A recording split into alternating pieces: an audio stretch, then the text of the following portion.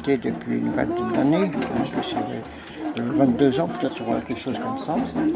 On avait déjà constitué dans la région du Jarret, c'est-à-dire entre Lyon et Saint-Étienne, une association de croquants de pommes où avait participé Christophe Delay, qui à l'époque avait travaillé avec moi. L'idée c'était de planter des vergers conservateurs, des anciennes variétés qui étaient remplacées de plus en plus par des grandes variétés internationales, si on peut dire, qui étaient nécessaires pour la grande distribution, je dis un peu ça.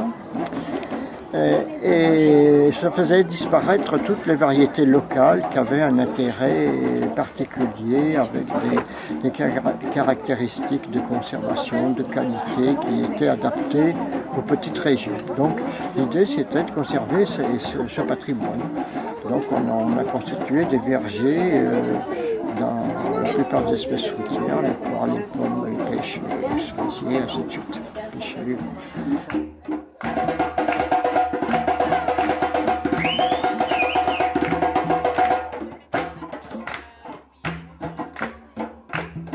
Et donc ici à Gémant, il y avait un certain nombre d'adhérents. Il y avait l'association des croquants de pommes qui avait été constituée, la première en pays Montbéliard, qu'on a imitée dans la région, c'est-à-dire faire une association en 1920 pour supporter donc cette conservation génétique. Et il y avait des adhérents donc, de la région ici, de la région viennoise, donc Christophe Delay, et un jour il me dit ce serait bien que l'on puisse faire aussi un petit verger et on aurait peut-être une place avec le centre social de Gémant.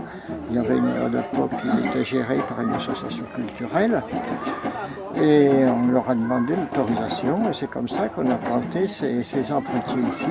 À ce moment-là, justement, Christophe Delay, lui, s'installait comme pépiniériste un peu spécialisé dans les variétés anciennes. Non, c'est Mignonnette d'Herbercy. Vous n'avez pas un papier que je puisse écrire? Oui. On a fait une nouvelle section ici, section ou association plutôt, une nouvelle association de croquants de pommes qu'on appelait des balles dauphinoises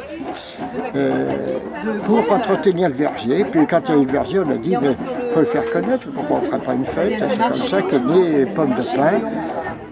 Pour montrer ce qu'on faisait, on a eu l'idée de se dire qu'est-ce qu'on pourrait faire qui intéresse les gens, peut-être faire du pain, peut-être montrer qu'on peut faire des pâtisseries, des choses comme ça, avec des pommes d'anciennes variétés.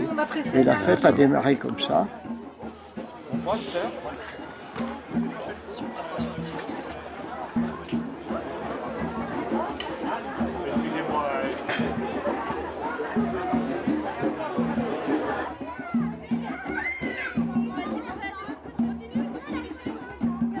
Vous voyez qu'aujourd'hui le verger est quand même intéressant, même si ce n'est pas que des variétés locales, puisqu'on a dedans des variétés allemandes ou anglaises. Et c'est d'ailleurs intéressant parce que c'est des variétés qu'on n'a pas l'habitude de planter ici. On s'aperçoit que certaines vont bien marcher, d'autres pas beaucoup. Par exemple, je pense aux coques oranges, ces variétés-là, qui ont besoin d'un climat un peu humide, un peu tempéré. Chez nous, elles ne sont pas très à l'aise. Mais c'est des très bonnes variétés en qualité. Et on a initié un concours régional du jus de pomme, enfin des jus de fruits même en général, puisque le poire, enfin il y a d'autres espèces.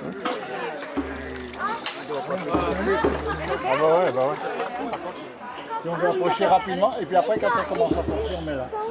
Et si jamais on veut reculer, on est comme ça. Qui est organisé par deux chambres d'agriculture qui travaillent ensemble pour ça, celle du Rhône et celle de la Loire, plus donc l'association des croquants de pommes du Jarret et des balles dauphinoises. Et non, ça c'est de la pomme, ça. C'est un concours comme voudrait que Rhône-Alpes devienne une référence de qualité comme les Manco pour les vins, si on peut dire. Non, c'est pas prétentieux, mais ça fait quelques années qu'on fait ce concours. Cette année, il aura lieu le 20 janvier à l'Embarcadère à Lyon. Donc on on en fait une manifestation régionale pour faire connaître les jus, on fait d'excellents jus justement avec les anciennes variétés parce qu'on a tout un assortiment de variétés qui ont des qualités différentes qui se complètent.